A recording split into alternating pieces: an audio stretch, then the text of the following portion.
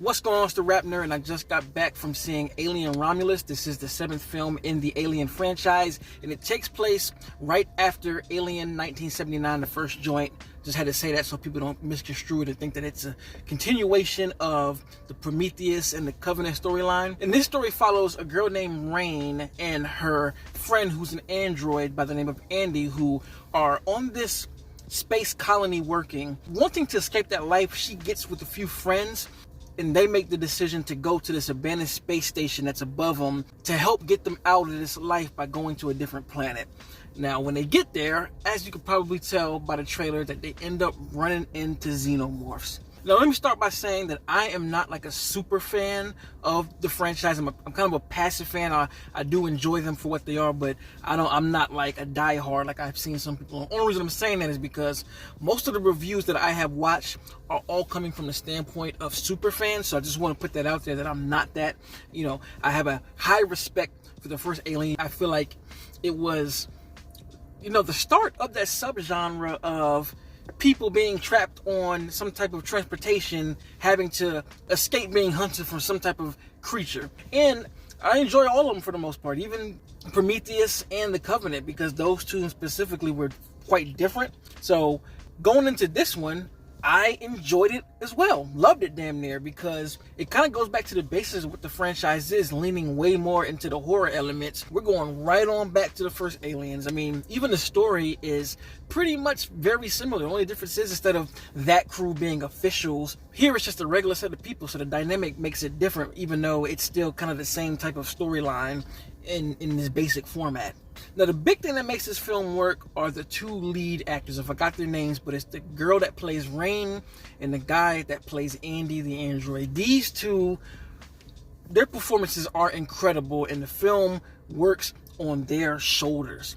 Like, they present their relationship very early on and kind of like in a passing sentence, but their performances are built off of that one sentence, and you really care about these two. And usually I would give a knock for having characters you don't give a shit about, because the rest of the crew you don't really care about. But it's clear that the film was written to care about these two, and other people are kind of just there for the purposes of what you think that they're there for.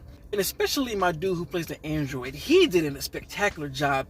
And I don't want to spoil why, but there are different things that he had to do as far as like cutting the on and off switch with certain things, again, that I don't want to spoil, but just a stellar job all around. This movie to me is one of those perfect concepts of like redoing or having another stab at an old franchise because of today's technology.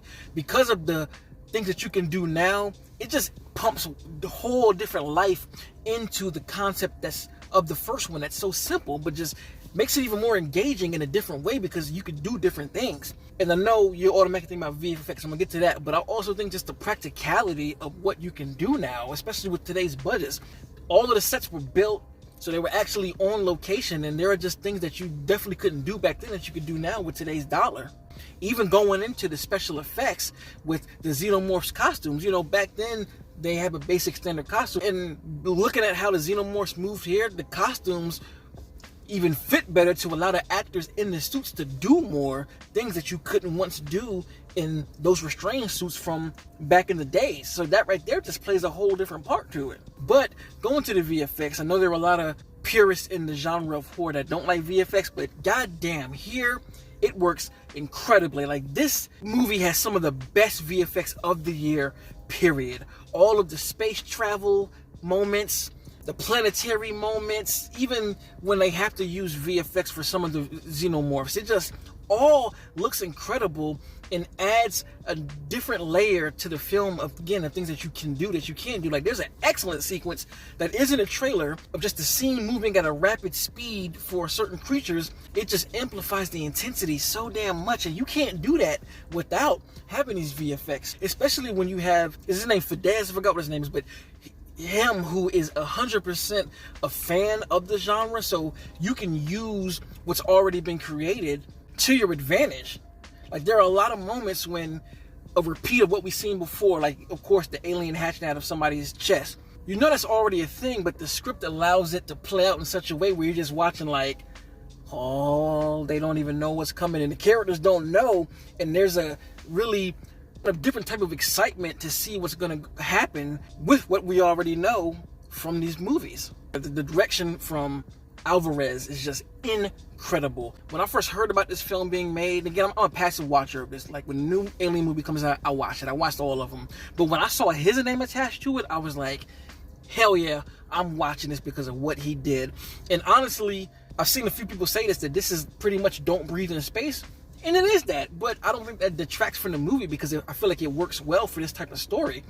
And it's just funny because by the end of the film, you're like, all of this could have been avoided had y'all not put yourselves in a space to be doing shit you have no business doing, just like Don't Breathe.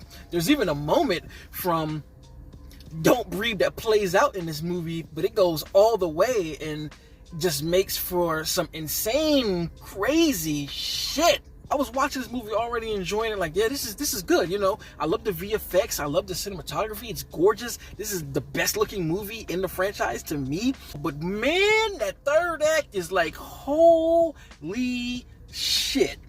They do something and you're like, are they gonna really take this further? And then they fucking do it, and I was just like, one of the most terrifying things I've seen. Horrific, that I'm just like that moment literally just made me go. And from that point on, I could not believe that they did this. And it definitely took this movie up a whole bunch of notches, because again, that was something that I didn't expect to happen, but it did, and I was just blown away by it. And I will say the one detractor that I do have is with the VFX. Ironically, there's something that they did in the film that I didn't really like because it just doesn't look that good. And the only reason why I'm bringing it up is because it's really part of the story, so you can't really escape it, and you see it over and over. And I'm just like, I don't think that they should have done it this way. Like, maybe they should have gone the Winter Soldier route when Natasha and Steve were in the bunker. Maybe they should have done that opposed to what they did. And if you see the movie, you know exactly what I'm talking about. That part was really the only downer because it just didn't look that good, man. But other than that, stellar film. I was on the edge of my seat the entire time, and honestly, the 2 hours flew by because the story gets going rather quick. They don't waste time. And of course, you already know what's to come. So Alvarez does a great job just being able to build a suspense because of the fandom. You know, the fandom knows the xenomorphs are here. We know we're going to get to that. But it's just a slow build of like crazy, crazy, crazy, crazy, crazy until you get to that third act. And it's just all craziness is just let loose. So I loved it. Let me know in the comments what you thought about this film. And this is another win for horror. 2024 is the year of horror, and I gotta do a video about how this year is kicking ass. So, like this kind of content, make sure to like, subscribe, and if you already are subscribed, thank you. And until next time, peace. RapNerd Productions, no capping, that's word to mommy.